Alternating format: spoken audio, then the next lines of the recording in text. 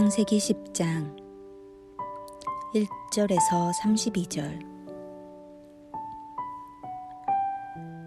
노아의 아들 셈과 함과 야벳의 족보는 이러하니라. 홍수 후에 그들이 아들들을 낳았으니 야벳의 아들은 고멜과 마곡과 마대와 야완과 두발과 메섹과 디라스요. 고멜의 아들은 아스그나스와 리밧과 도갈마요.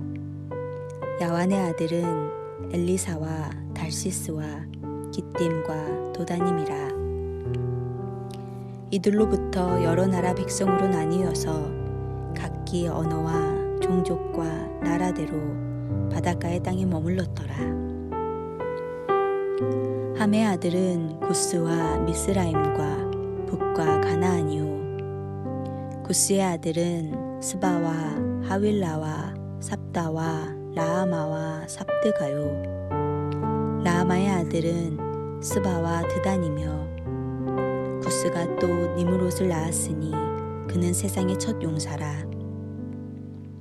그가 여호와 앞에서 용감한 사냥꾼이 되었으므로 속담에 이르기를 아무는 여호와 앞에 니므롯같이 용감한 사냥꾼이로다 하더라. 그의 나라는 시달 땅의 바벨과 에렉과 아갓과 갈레에서 시작되었으며 그가 그 땅에서 아수르로 나아가 니느웨와 르호보딜과 갈라와 및 니느웨와 갈라 사이에 레센을 건설하였으니 이는 큰 성읍이라.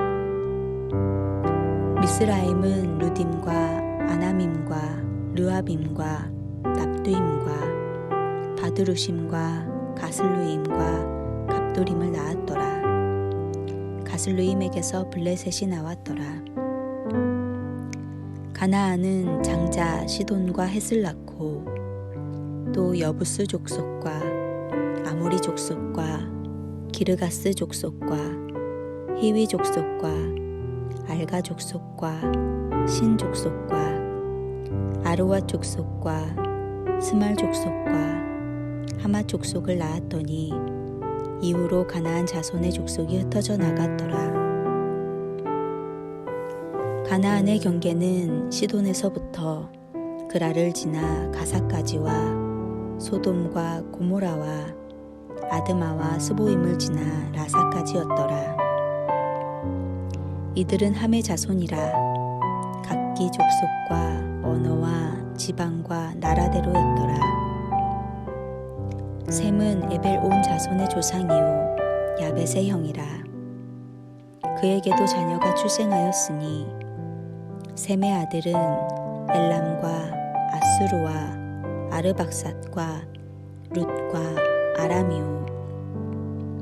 아람의 아들은 우스와 훌과 게델과 마스며 아르박삿은 셀라를 낳고 셀라는 에벨을 낳았으며 에벨은 두 아들을 낳고 하나의 이름을 벨렉이라 하였으니 그때의 세상이 나뉘었으며 벨렉의 아우의 이름은 욕단이며 욕단은 알모닷과 셀렙과 하살마웻과 예라와 하도람과 우살과 디글라와 오발과 아비마엘과 스바와 오빌과 하윌라와 요밥을 낳았으니 이들은 다 욕단의 아들이며 그들이 거주하는 곳은 메사에서부터 스발로 가는 길의 동쪽 산이었더라. 이들은 셈의 자손이니 그 족속과 언어와 지방과 나라대로였더라.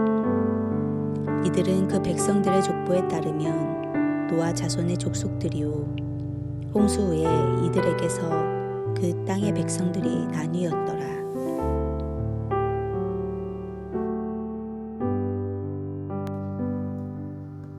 모든 인류는 아담의 자손이면서 또 노아의 자손입니다. 오늘 본문은 총 70개의 민족을 각각 셈, 함, 야벳의 후손으로 분류하면서 이스라엘 민족으로 알려진 수많은 인근 민족들이 노아로부터 시작된 새 인류와 어떤 관계인지를 보여줍니다. 창세기 10장은 읽기에 어려운 구절들입니다. 많은 이름들과 땅의 이름들이 열거되어 있기 때문입니다. 10장 자체로만 보면 어려운 이름들이 나열되어 있어서 그 의미를 알기가 쉽지 않습니다. 그러나 우리는 이 이름들이 생육하고 번성한 사람들의 이름이며 그들이 충만하게 거한 그 땅의 이름이란 사실을 알아야 합니다.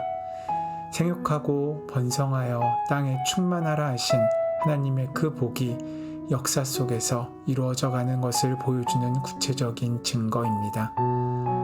구약이라는 전체적인 흐름 속에서 우리는 창세기 1장의 약속이 창세기 5장의 족보와 창세기 10장의 노아의 후손들의 이름들을 낱낱이 열거하는 가운데 구체적으로 이루어지고 있음을 볼 수 있습니다.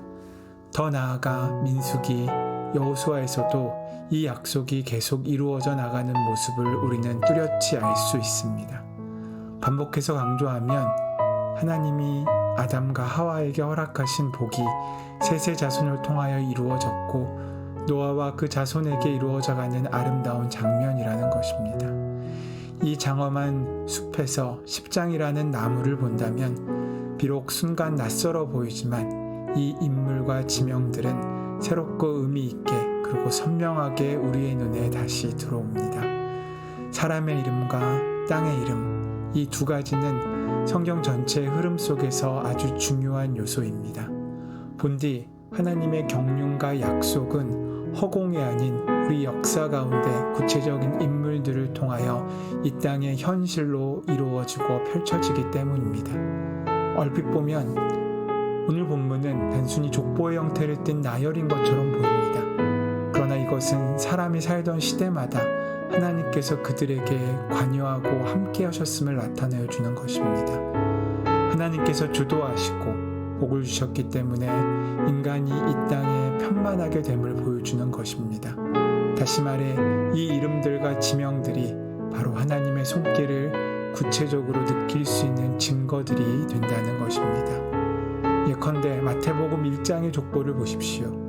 이 땅을 살다 갔던 많은 인물들의 이름이 거명되고 있지만 그들의 삶의 구체적인 내용은 나와 있지 않습니다.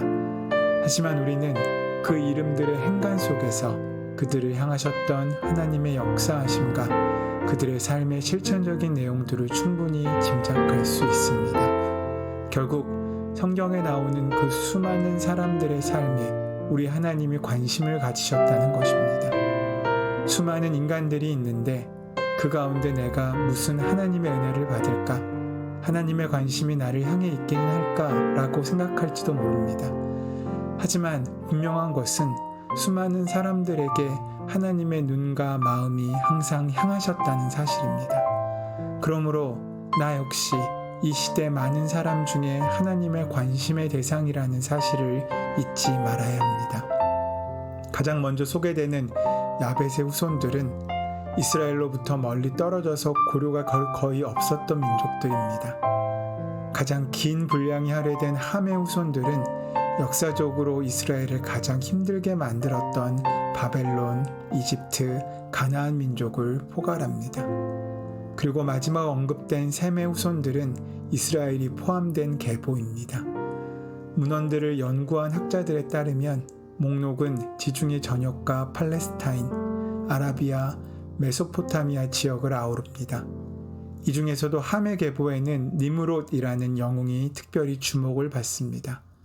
메소포타미아 유역에서 세력을 확장하며 거대한 제국을 건설한 그의 존재는 홍수 이후 노아의 후손 역시 힘을 숭상하는 성향을 지우지 못했음을 보여줍니다.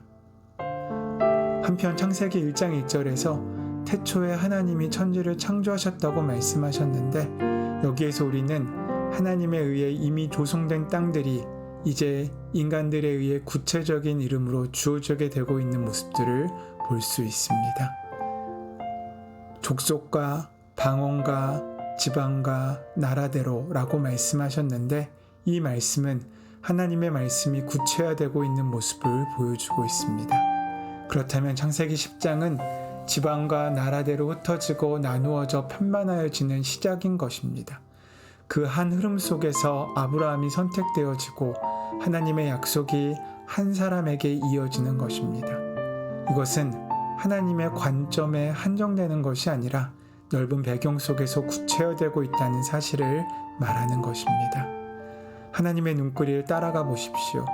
하나님의 눈길이 머무는 곳은 하늘의 별보다 더 많은 은혜가 이 땅의 터 위에 무늬로 세워져 온 인생들을 통해서 현실화됩니다. 하나님의 경륜과 인간을 향하신 사랑과 관심은 놀랍고 끊임이 없으십니다. 그 어느 것 하나 소홀히 여기지 않으시는 분이 바로 우리 하나님이시기 때문입니다. 하나님의 선택은 배타적이지 않습니다. 성경은 아브라함의 선택을 이야기하기 전에 이렇게 온 민족이 하나님의 관심과 사랑 안에 있는 한 가족임을 보여주고 있습니다. 우리의 삶도 마찬가지입니다. 하나님께서는 우리 모든 사람의 삶 가운데 하나님의 은혜를 만나고 누리는 한 가족이 되기 원하십니다. 하지만 힘을 쫓아가는 사람들과 하나님을 따라가는 사람들의 삶은 결국 헤어질 수밖에 없고 분기점 가운데 멀어질 수밖에 없습니다. 여러분, 우리는 어느 길에 서시겠습니까? 이 땅의 힘을 따라가시겠습니까? 하나님의 약속을 따라가시겠습니까? 오늘 하루도 그 귀한 선택의 자리로 하루가 주어졌습니다. 그 하루를 은혜 가운데 하나님의 뜻을 따라 사는 복된 하루로 삼으시는 복된 삶을 시작하시기를 소원하고 축원합니다. 은혜의 주님, 우리가 살아가는 이 삶의 자리가 하나님의 사랑하시는 자리인 줄 믿습니다. 이 땅 위에 하나님의 귀한 복음의 씨앗을 심고 그 은혜를 누리며 사는 우리가 되게 하여 주셨고, 우리가 바른 선택을 통하여 하나님의 길 위에 설 수 있는 참된 주님의 자녀로서의 삶이 시작될 수 있도록 인도하시고 함께하여 주시옵소서. 우리의 모든 기도를 들으시고 응답하실 줄 믿사오며 감사하며 예수님의 이름으로 기도드립니다. 아멘. 이제 함께 오늘 주신 말씀을 깊이 묵상하며 조용히 기도하심으로 하루를 시작하시기 바랍니다.